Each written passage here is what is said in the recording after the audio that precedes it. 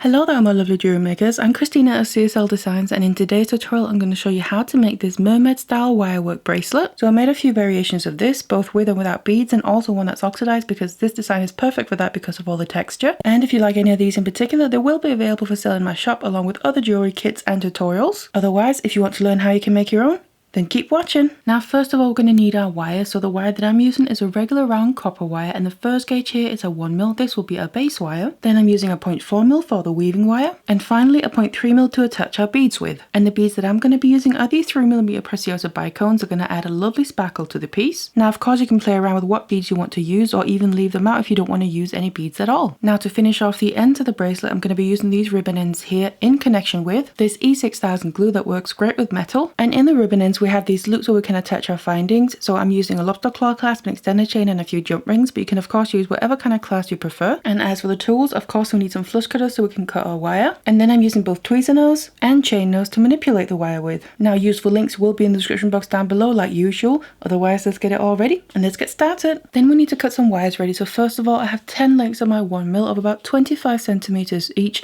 Now if you want it to be a bit wider, you could also use 12 lengths. That's completely up to you. And then we need 2 lengths of our 0.4mm here of about 2.7 meters each.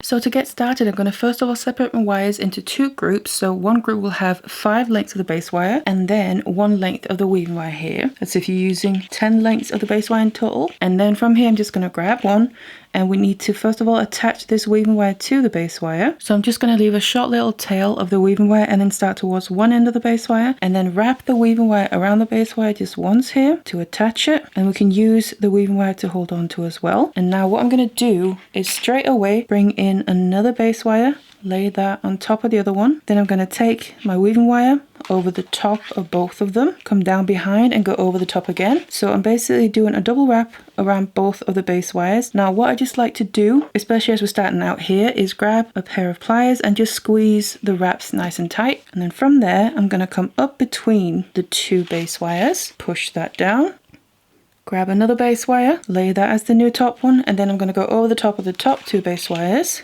down behind, up in the same place, which is up between the bottom 2, over the top of the same top 2 there. So again we do that double wrap and then come up between the top that we just wrapped over the top of. So as you can kind of start to see already, we're kind of creating these little steps that are going upwards.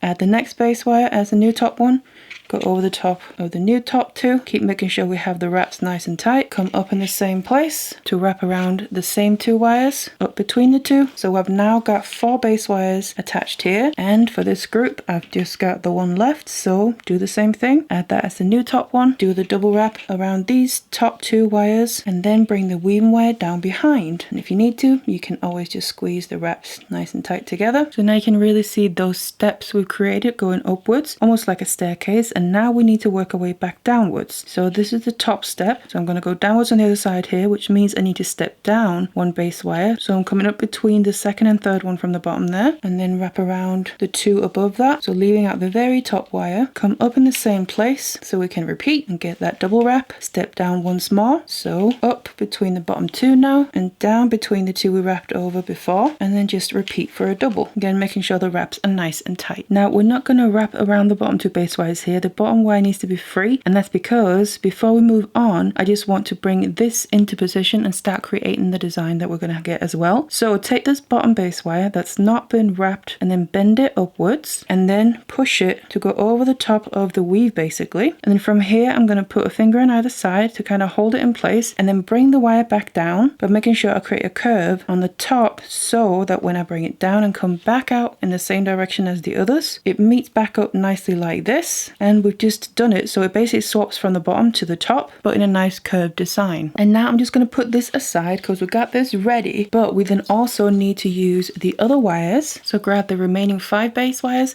and then the remaining weaving wire, and we basically need to do the same thing except in a mirrored image. So I'm going to get started in the same way, but this time instead of putting the weaving wire behind the base wire with the tail going upwards, I'm going to have the tail coming downwards, and then I'm going to wrap this around once, and that's going to attach the weaving wire to the base wire. And now we're going to do the same pattern, but this time I'm going to work down and up instead of up and down. So now when I'm adding in my base wire, I'm adding it to the bottom instead of the top, and then I'm going to bring the weaving wire over the top of both of them again and do that double wrap just like we did before, but just kind of in the opposite direction. Come up between the two, add the next base wire again on the bottom now, go over the top of those two and repeat. So we get the double wrap, come up between them, bring in another base wire, lay that as the new bottom one, go over the top of the two new bottom ones here. So we're still creating these steps with the double wraps, but as you can see, they're going downwards now instead of upwards. And we have one base wire left, lay that as the new bottom one and do the double wrap around the two bottom ones now. Now we need to work our way back upwards. So now I'm stepping up one base wire to wrap around the two previous base wires there and doing the double wrap, step up one base wire, then wrap over the next two base wires there and do that double wrap again. So we've now ended up with the weave in the same place as the other one, except it's facing in the opposite direction.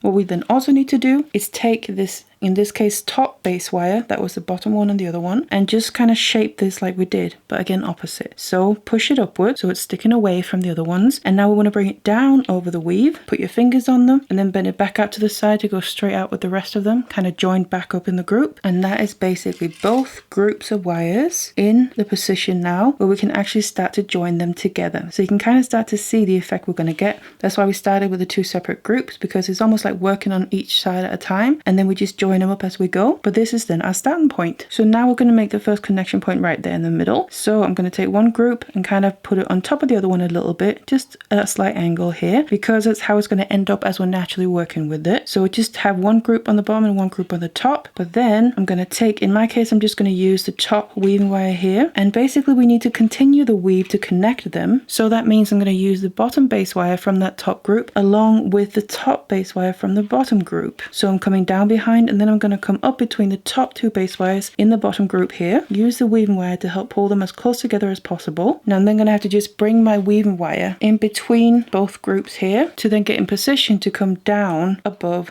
the bottom base wire on the top group and then pushing that down. And again, it can be quite handy having a pair of pliers to help push the weaving wire. So basically wrapping around these two base wires in the middle, one from each group, is going to be the connection point, and that is another double wrap to kind of blend in with the weave. Now to do the double wrap, I'm just going to again weave the weaving wire between the two groups so I can come up between the top two base wires in the bottom group, bring it over the top and then come between the two groups again so I can go down between the bottom two base wires in the top group. So we get that double wrap in the middle. Now it's going to be a bit fiddly, especially right here in the beginning, because as you can see the wires are still moving around quite a bit. That gets a lot better as soon as we have a couple connection points. So just try and keep hold of it the best you can until then. So once you made that connection point right there in the middle, we can go back to working with one group at a time. So I'm just going to take the top one and we need to continue the same weave. So now I'm at the bottom point of the weave on this side here. I need to work my way back upwards, which means I need to come up below the bottom base wire in that group. So I'm just focusing on this back or top group now. Obviously the other one is going to be a little bit in the way, but just kind of work around it the best you can. And I'm going to go down between the second and third base wire so that I'm wrapping around the bottom two in this group, and of course do the double wrap. And this is where I really want to use some pliers to help push my wraps down nice and tight, because they can get into places where you can't really get your fingers in. And then we literally need to work our way back up just like we did when we started out. So I'm going to come up between the two base wires I just wrapped over the top of, step up one, wrap over the top of the next two, push that down. Now it can obviously be a little bit hard to see what you're doing here, but you can always move things around a bit and lift things whenever you need to. And do the next double wrap here, then come up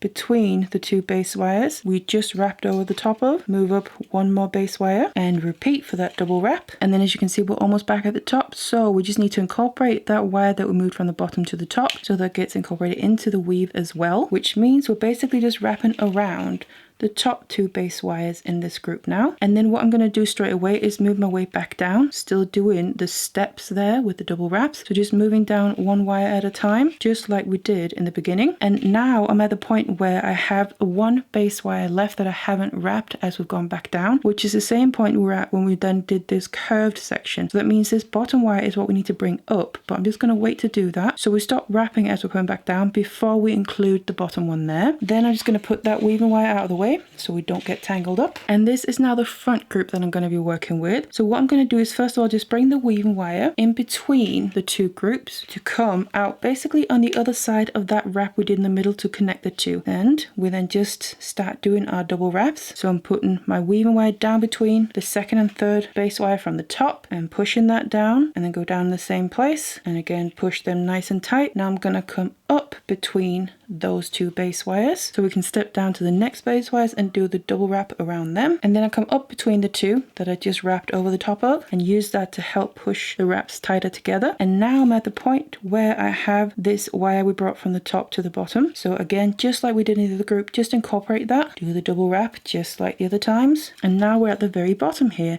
So at this point we need to work our way back up. Just like in the other group, we worked our way back down. So that's the same principle. Just step up one base wire at a time and do your double wrap. And then I'm just going to bring the weaving wire out between the groups here just to kind of get it out of the way, because now we're in position in both groups to move the base wires again, just like we did in the beginning. So first of all, just make sure all your wraps are nice and tight and sitting where we want them to. And I kind of just lift them away from each other a little bit so I can reach that bottom base wire from the top group, and then bring it out between the two upwards over the other base wires in that group. Bend it down, it gets a nice curve in it. You can see it follows that same shape as the first one. So then put your fingers on where the wire sits so it stays in place, and then we just add another bend with a nice curve in it for it to then become the new top one in this group. I'm going to repeat the same with the, in this case, top wire on the bottom group. So separate that out, push it against the wraps there, and then bring it down over the top of the other base wires, only to then join back up as we bring it back in and straight out along with the others. And you can see we've now opened up a little bit of space there in the middle as well, which is now where we're going to have the next connection point. And we already have the weaving wires in place for that. So again, I'm just going to take the top weaving wire and bring it down. And for this, again, I'm using the top base wire from the bottom group. So I'm going to come up between the top two there, and then I'm going to bring the weaving wire back in between the groups so I can access the bottom base wire in the top group there and come down above that. So I'm wrapping around the inner base wire in each group basically. And again, just push that down nice and tight, and then we just want to repeat. So you can already start to see the pattern that we're getting here, and this is basically now what we need to keep repeating. So now I made it all the way to the other end here. This is then my final length. Now on the end, what I'm just going to do is stop where the weaving wire meets the outer base wires there. So I'm not going to come back in. Instead, what I'm going to do is then just go around that outer wire by itself, just so we have a single wrap around a single base wire. And obviously, if you don't want to add beads in, you'll be done by this point and just need to finish off the ends. But if you do want to add your beads in, we need to cut a length of a 0.3 mil, and this is about 1 meter. Then I'm going to grab my bracelet and I'm just going to start on the end where I finished off. Now I'm going to take the 0.3 mil wire here, and I basically want to wrap this around the two inner wires, so one from either side. So I'm just going to push it through to the opposite side, so from the front to back, and I'm going down between the inner and second inner wire on one side, and with the other end of the wire here, I'm going to go between the inner and second inner wire from the other side of the bracelet. And then what I'm just going to do is kind of line up the ends here so we get even lengths like that. I'm going to then just pull this down, so basically it's just hugging those two inner wires. Now I'm just going to push it all the way up as far as it'll go. It kind of just blends in with the weave there. Then I'm going to flip it around to the back, because I then want to take one of these 0.3 mil wires at a time, and I then want to bring it back to the front again, but this time I'm going to come through where the very inner wrap is. So you just come in between the base wires and where you have little gaps in your weave, and I'm going to come through to the front and pull it all the way out and make sure I don't get any kinks as I pull this tighter. And then we just need to repeat with the other one as well. So this one is coming from the other side. I'm going to stick to that side, but then just go through the little gap we have in our weave right next to that inner wrap where we connected the two sides together. Now it can sometimes be a little bit tight to get the wire through, so I find often that it helps using some pliers and just grabbing onto the very end of the wire there and help push it through, because you get a much better grip than your fingers. Get it through towards the front and pull that one through in the same way. So now we have them back out towards the front, and they're in position now to actually add the very first bead in. So I'm going to grab both lengths of wire at the same time